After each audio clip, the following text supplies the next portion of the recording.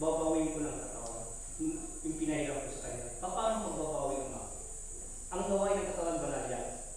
Ang katungkulan ng mga pamilya, dapat katungkulan ng pamilya at mga tao dapat marunong siya magbagay magsama. Dahil binigay ko yung buhay dito para masaya kayo, huwag kayo mag-away-away. Tama? Pangalawa, sabi niya, paano magbabawi ng katawan ko? Ako at siya lang kausapin ko. Ang katawan niya babawi, ang espiritu niya kulong sa bato. Kukuha ng isang espiritu, gamitin mo na, hindi niya, ang katungkulan niya hindi niya nagamit, hindi na nagawa, gawin mo. Dahil ang katawan niya, pinahirap ko na sa'yo. Gampanan mo hindi na gampanan, hindi na hulong sa bato. Dahil ikaw na ang bagong, ang katawan niya, ang mapagbabago. Puro sa tabi naman, ikaw lang ang Diyos ang nakakalaw. Walang kaya nito. Alisin ang espiritu mo, ilagay sa bato. Diyos lang at ikaw lang nakakalaw, wala nang iba. Kahit kapatid mo, magulang mo, walang alam. Bakit ka nagbago? Di nila alam ang espiritu mo, iba na. Kasi ang katawan niya, kahalang natin pinahirap ng Diyos.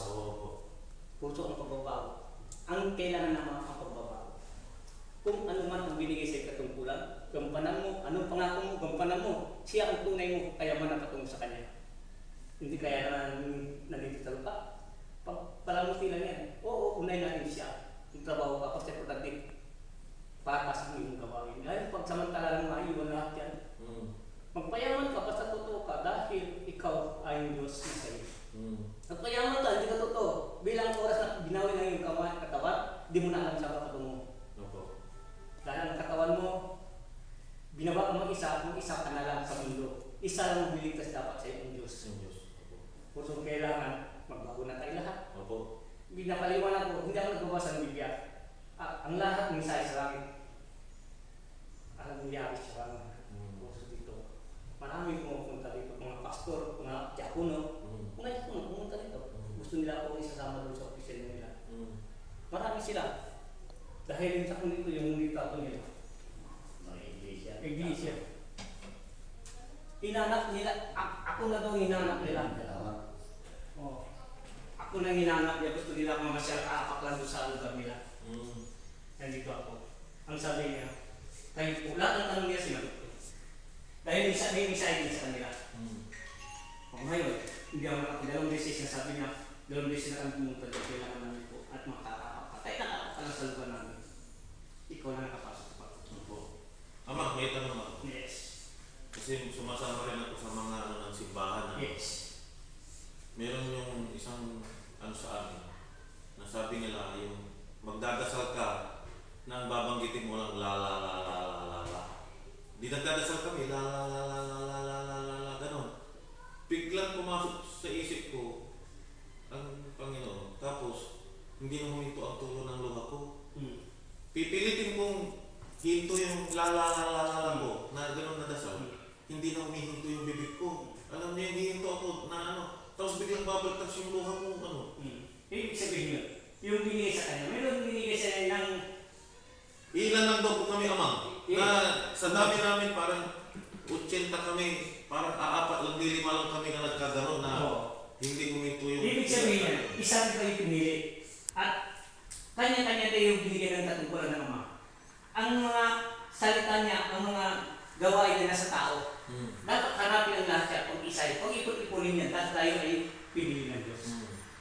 Hindi tayo pwede mag-taasang dito ko. Dahil, ang sabi ng Diyos, pantay-pantay. Dahil, anak ko kayo, binigyan ko kayo ng nangyarihan, at hanapin mo ang mga binili, hanapin mo mga kapatira mo, at hanapin mo ang pamilya mo. Kahit ibang pamilya mo, basta tayo ang nakikita tungkol sa kanya, yung nangyarihan, para makarantay ng kita. Tama hindi. Kailangan, mahanap ng lahat. Dito, hinahanap ko na itong spiritual ang lahat. At kailangan naman isa. Yung tanong ko sa kanila, ano ba ang binili ng Diyos niya? Ang sabi nila ay mag-ipon-ipon. Bakit di kayo nag-ipon-ipon? Dahil wala nung hudyat. Ang hudyat yun, ang tanong ko, hudyat na yun, hindi na maulit yun. Kung mag-ipon-ipon, bigla kayo ay pinili. Dapat kung tayo malalaman kung totoo, kung sino man ang pipili sa akin, niliwanag, siya ay respected. Ang Diyos lang magbibigay ng liwanag sa atin.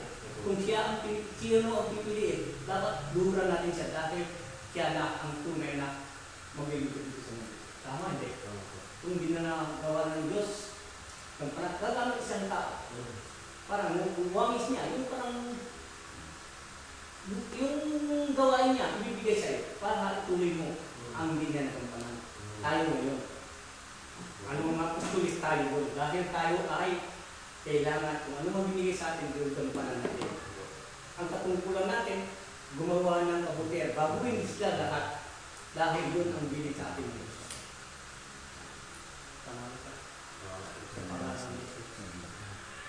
Kailangan kung ano man, kung lima lang tayo, ibig sabihin kayo ang lima ang totoo.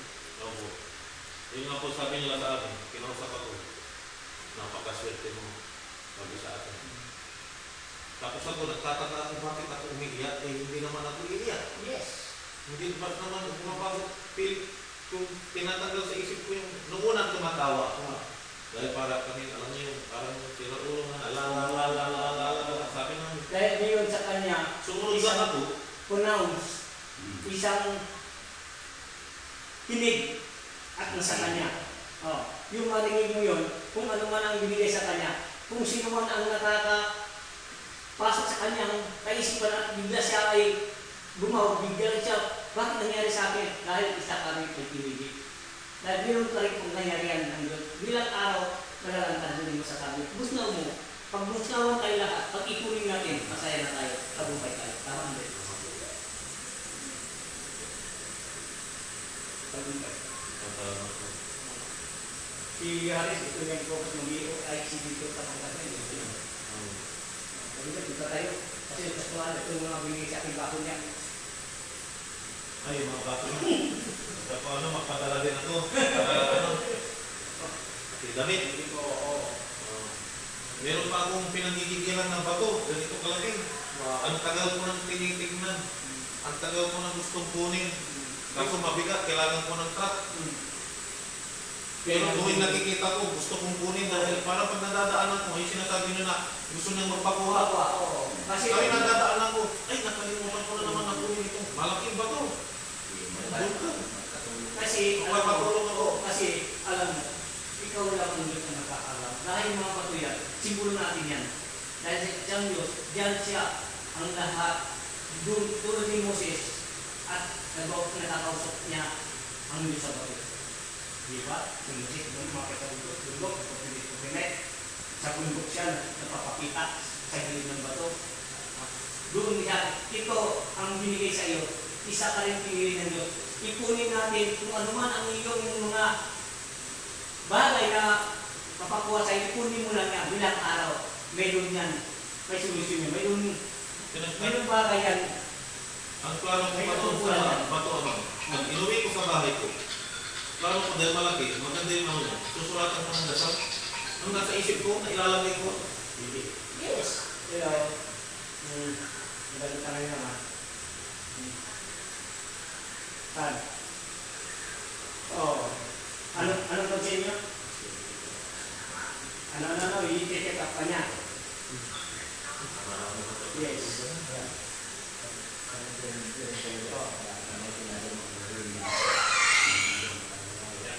Yes. Okay, gawin mo lang, hindi ako gawin na. Huwag kang basta sundin mo lang dun dahil pagdating mo dyan, wala nang problema kung ito yung Salamat. Salamat ulit ha. Salamat po naman. Kita tayo. Maraming salamat. Pag babalik po ako, dadalhin ko yung mga napulot ko. Yes, yes. Huwag kang may pangalan yan. Opo. Thank you. Salamat. Sige po. Dito na lang. Come on.